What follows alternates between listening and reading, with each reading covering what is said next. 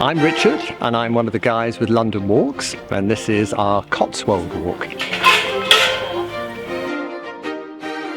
So the walk today, really it's a couple of walks.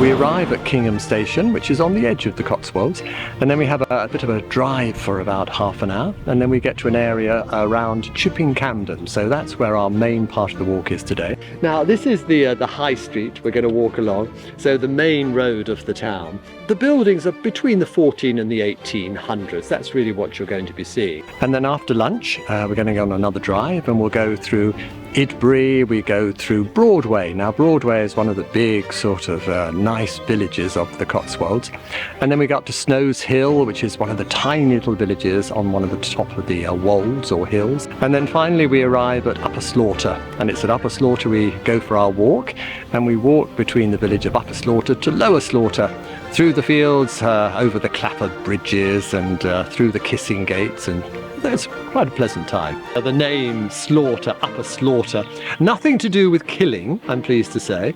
A slough is a marsh. So this used to be a big marsh, and then they drained the marsh to create the river that you're seeing here, in fact. If you look just down here, this is Upper Slaughter Manor. This used to be a priory. And then in the Reformation, when Henry VIII changes the religion, etc., he took over this and he sold it on to one of his cronies, and they altered it to make the private house that you see today.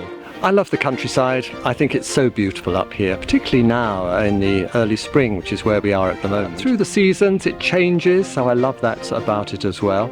People are nice up here, and really if you want to feel what England was like in the past, I think there's nowhere better than coming to the Cotswolds.